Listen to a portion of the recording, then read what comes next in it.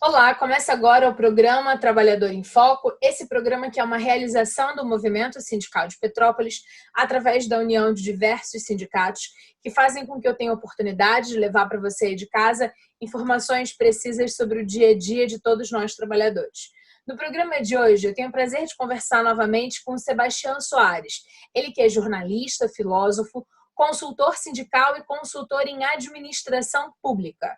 E no programa de hoje, a gente vai falar da falência dos RPPS, ou seja, o regime próprio da Previdência Social. E, afinal de contas, de quem é a culpa disso? Olá, Sebastião, seja muito bem-vindo ao programa Trabalhador em Foco novamente. Obrigada por despender seu tempo para estar conosco. Olá, Carla, satisfação é minha, especialmente por se tratar de um tema tão candente, tão importante nos dias de hoje para todos os trabalhadores e trabalhadoras do Brasil. Queria fazer uma ressalva que eu estou gravando do meu escritório daqui de casa. Queria saber de onde você está gravando. Eu estou gravando também do meu escritório, do meu Maravilha! estúdio onde eu trabalho, pesquiso, escrevo. Atualmente é o meu país. Entendi. E aí vou fazer uma observação para o nosso telespectador. Daqui da minha casa, eu consigo ver duas coisas muito legais. Você tem Marx na sua parede e você tem uma rede.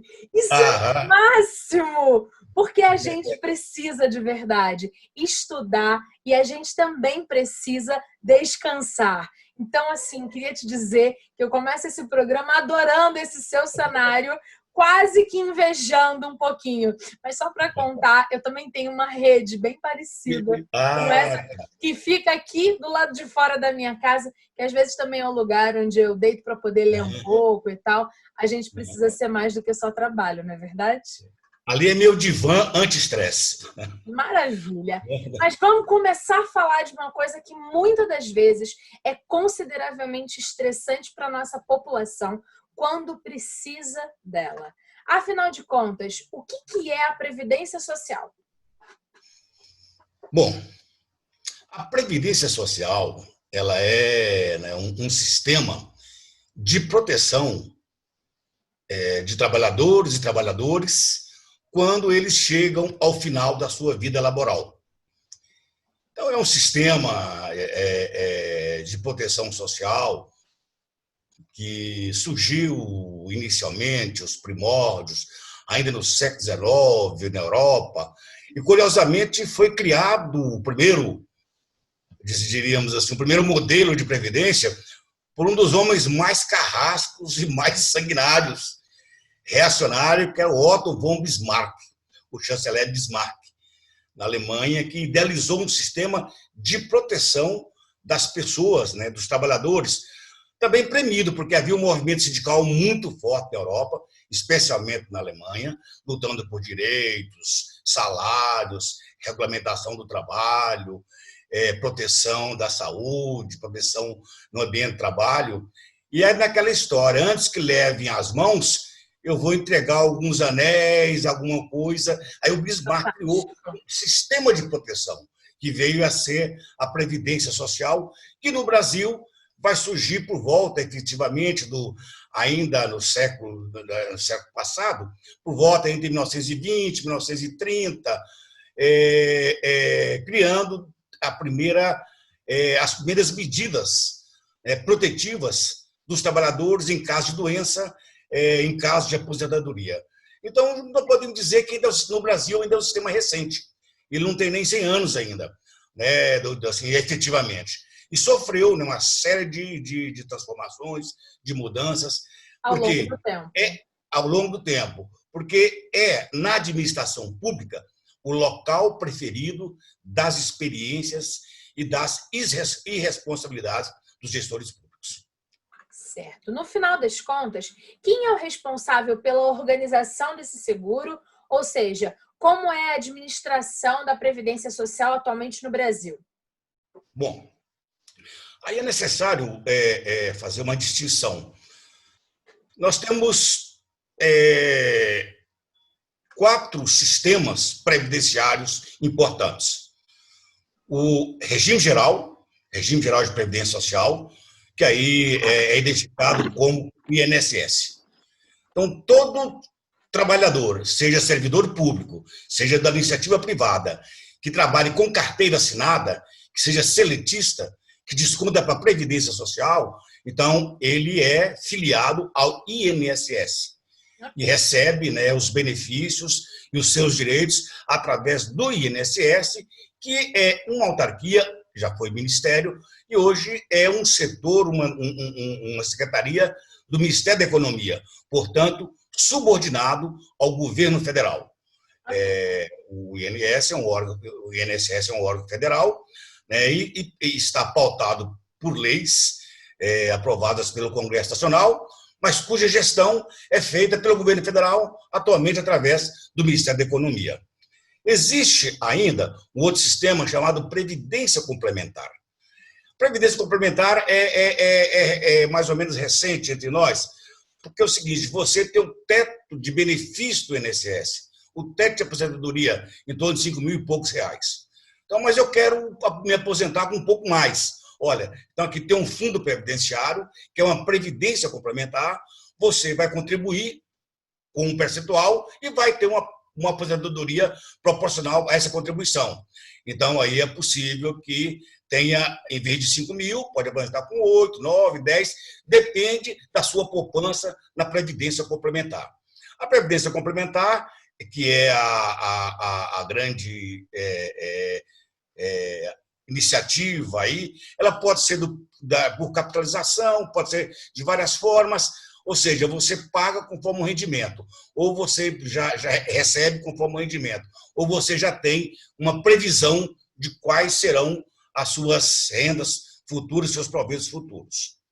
O outro setor é a previdência privada, que é vendida aí nas agências financeiras. Você pode ir ao Banco do Brasil, Bradesco, Santander, enfim, ao sistema bancário e comprar um plano de previdência privada. Você vai pagar mensalmente uma determinada cota, um determinado valor, dentro de um prazo estipulado, e ao final desse prazo você resgata esse valor em termos de aposentadoria. E há um outro regime que foi incentivado e que se expandiu muito depois da Constituição da União de 1988, que é o RPPS, Regime Próprio de Previdência Social. Hoje, todos os estados têm os seus RPPS e vários municípios. Ao total, hoje são cerca de 2.100, 2.096, mas essas contas elas mudam muito, porque existem RPPS em extinção, então hoje é um número, amanhã é outro, mas na média poderíamos dizer em torno de 2.090 a 2.100 regimes próprios de previdência.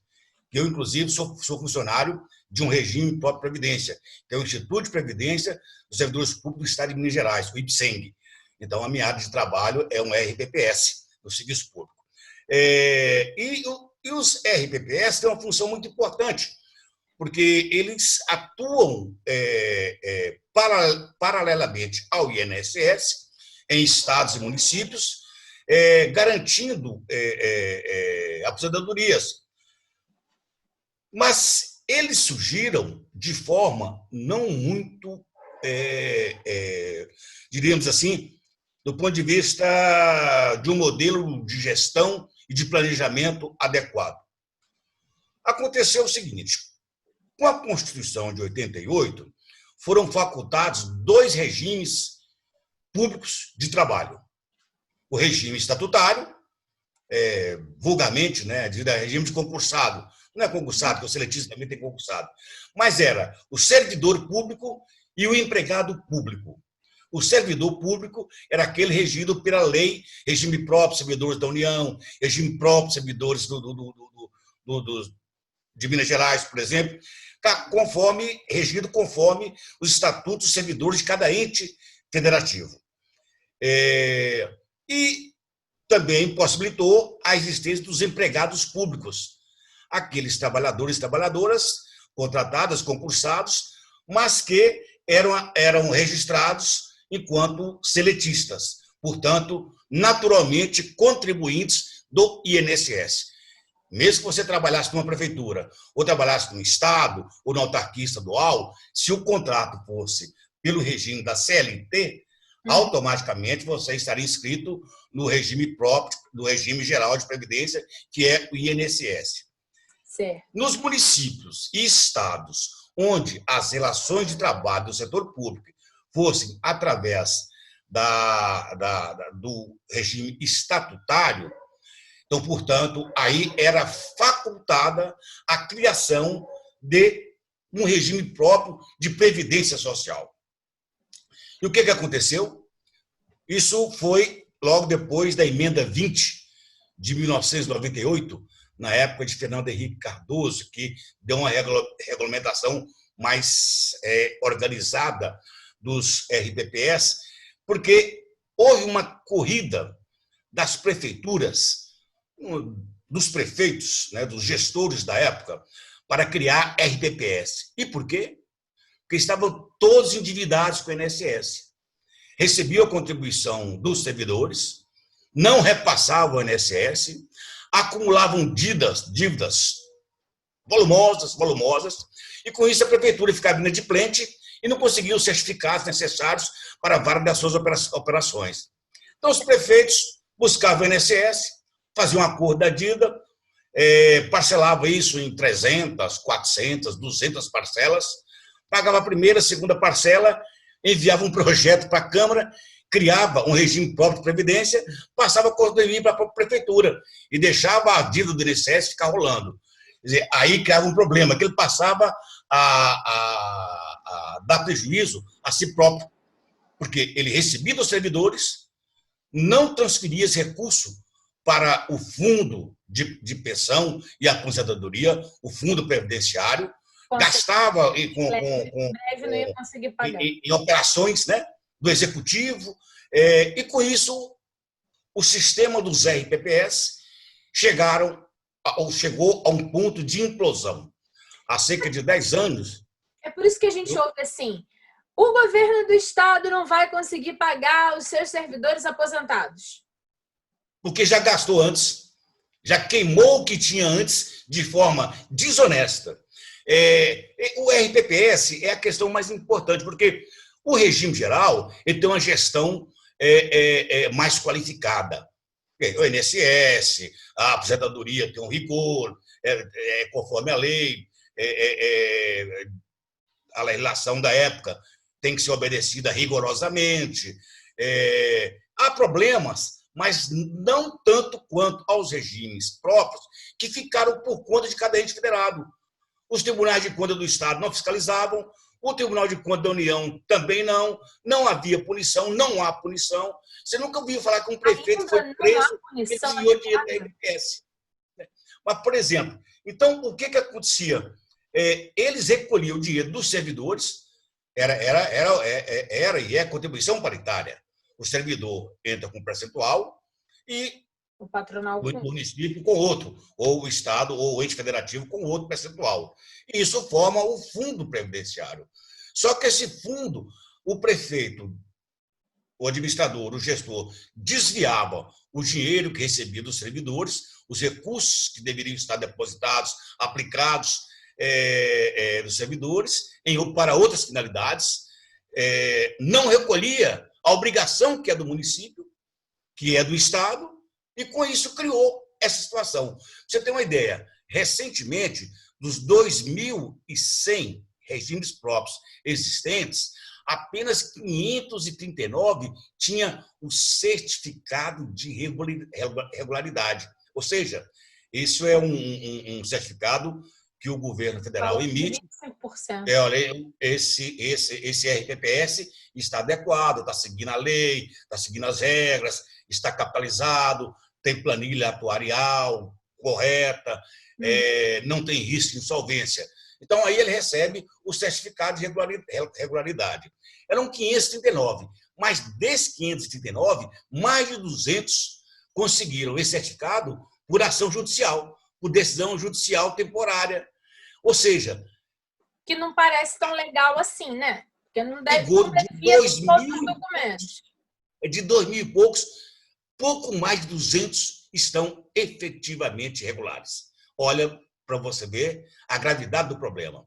E nós falamos, Carla, de algo em torno de 200 bilhões de reais o patrimônio dos RPPS no Brasil. Você tem uma ideia? O patrimônio líquido do Banco do Brasil é 105 bilhões. O orçamento da saúde é em torno de 125 bilhões. Então, o patrimônio dos RPPS no Brasil corresponde a quase duas vezes o orçamento para a saúde. Então, é um recurso volumoso, é um recurso importante. E qual que é a importância do RPPS? Que as pessoas olham apenas o aspecto da aposentadoria, o aspecto aí da recorrente informação, muitas vezes falsa, de quebradeira do RPPS, o Estado está gastando tudo com aposentadoria, o Estado está gastando tudo com pensão, não tem dinheiro para investir. É a fala mais comum dos gestores. Porém, o RPPS tem uma outra função que é extremamente importante. Ele é um sistema de investimento. Então, esses 180 bilhões, 200 bilhões que tem no RPPS, países desenvolvidos construíram as suas plataformas econômicas com fundos desse modelo. Então, esse dinheiro poderia estar ajudando na construção de estradas, na geração de empregos, na construção da substituição industrial no Brasil, quer dizer, aplicado ao desenvolvimento do país, gerando emprego, gerando desenvolvimento e gerando recursos para o próprio fundo. Então, essa mas o que é feito? Os RPPS, então, passaram a ser instrumentos operacionais para enriquecer financeiras. Então, esses investimentos aí de 200 bilhões estão praticamente todos alocados em fundos financeiros, aplicados em investimentos financeiros. E para você ter ideia, a irresponsabilidade. A RioPrev, que é um dos principais sistemas financeiros, sistemas de regime próprio previdenciário do Brasil. Meu sogro recebe pela RioPrev. Então, Brasil Prev, né? Exatamente. Então, a RioPrev, ela tinha uma estrutura colossal. Por quê? Ela passou a receber royalties do petróleo como recurso para se capitalizar. Então, além das contribuições dos servidores estaduais do Estado do Rio de Janeiro, ela tinha os royalties do petróleo. Mas aí começou uma operação de destruição do patrimônio financeiro da Previdência Social do Rio de Janeiro. Inicialmente com a compra de títulos podres. Para suprir algumas operações, eles passaram a pleitear e receber adiantamentos da Caixa Econômica Federal, do Banco do Brasil, que seriam recompensados com esses royalties. Então, durante um certo período, eles receberam em torno de 2,7 bilhões, mas assumiram uma dívida de 5,3 bilhões. Olha, quer dizer, entrega recursos fenomenais para a especulação financeira sem nenhuma necessidade. E, além disso, eles criaram uma empresa para administrar esse recurso. Essa empresa passou a atuar de forma conjunta com outra empresa, a Hoft, que tem sede num paraíso fiscal nos Estados Unidos.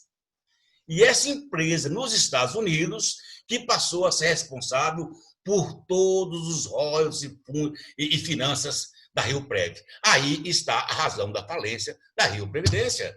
Especulação financeira.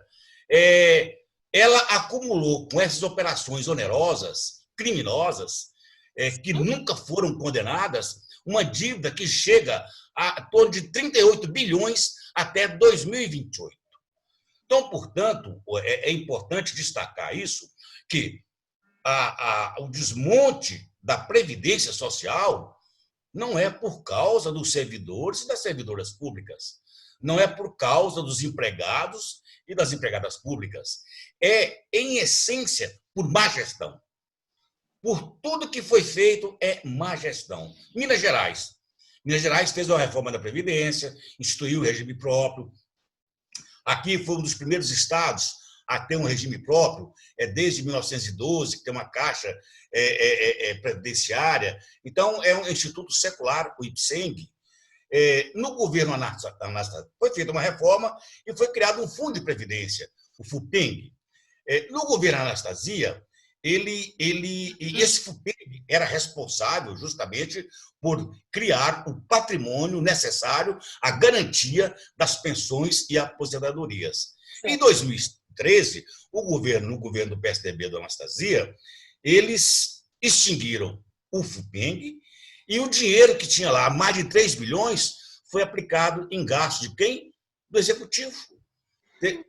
Em vez de capitalizar o fundo, que era importantíssimo, e havia recursos para capitalizar, o fundo tinha uma sobra de 3 bilhões, eles retiraram esse dinheiro, gastaram esse dinheiro, nunca repuseram, e hoje está alegando que o IPSENG está em crise, que o IPSENG está quebrado. Mas quem quebrou? O próprio governo. Então, esse é o aspecto central desse debate. É preciso observar quem é o responsável pela crise. Quem criou isso? Não foram os servidores. Claro, há um crescimento exponencial dos recursos necessários às aposentadorias e às pensões, sem dúvida. É preciso ter um cálculo atuarial muito consistente para prospectar o que vai ser daqui a 20 anos, daqui a 30 anos. Mas é elementar que, se você não tem servidores públicos contribuindo, esse fundo vai reduzir o seu capital. Sim. Se antes eu tinha 500 mil que contribuía e eu tinha 100 mil aposentados, mas se agora eu tenho 200 mil que contribuem e tem 150 mil aposentados, a conta não vai fechar. Por quê? O Estado não fez concurso, o Estado não emprega trabalhadores estatutários, as terceirizações se tornaram avassaladoras, as organizações sociais de interesse individual, de cabos eleitorais, de políticos, de aliados dos gestores, passaram a ocupar os cargos públicos. O IPSENG tinha 16 cargos de chefia, cargos comissionados, há cerca de 20 anos. Hoje tem mais de 500. É justamente para abrigar, né, os aliados políticos. E é isso que quebra a Previdência também. Por quê? Porque se não há concursado, se não há concursos, se não há servidores efetivos contribuindo para a gestão, contribuindo para crescer as finanças, isso vai quebrar. Então, esse é um dos problemas graves. A gente está chegando no final do programa, temos mais 2 minutinhos, e a grande questão é o seguinte: como é que você diria para o nosso telespectador sugestões de locais onde ele pode entender um pouco mais sobre esse assunto para, de alguma forma, estar munido de informação? Porque quem tem informação já tem a metade do caminho andado, não é verdade? Exatamente, isso é verdade. Inicialmente, é importante pesquisar no próprio site do INSS. Lá há todas as informações legais. Para quem quer fazer uma pesquisa rigorosa, científica, é importante ir no site do INSS. Porque, inclusive, lá tem alguns questionários, perguntas e respostas. Atualmente, muitas respostas são mal intencionadas, né? Elas visam contribuir para aprovar o projeto do governo. Mas há as leis. Quais são as leis, quais são os decretos, quais são as portarias, para quem vai fazer uma pesquisa consistente, que estão lá. Mas também existe a Auditoria Cidadã da Dívida, que trabalha com esses estudos. Por exemplo, essa quebradeira do regime próprio de Previdência no Estado do Rio de Janeiro, só pesquisar lá no site da Auditoria Cidadã, securitização da dívida. Aí vocês vão ver o escândalo que foi e ainda é esse sistema.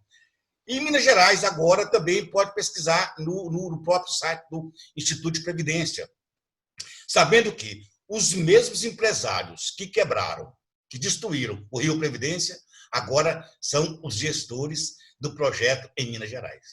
Então, é mais um RPPS candidato à falência pela má gestão e pelo desvio criminoso de recursos públicos destinados ao investimento social, à pensão, à aposentadoria e, inclusive, ao crescimento do país.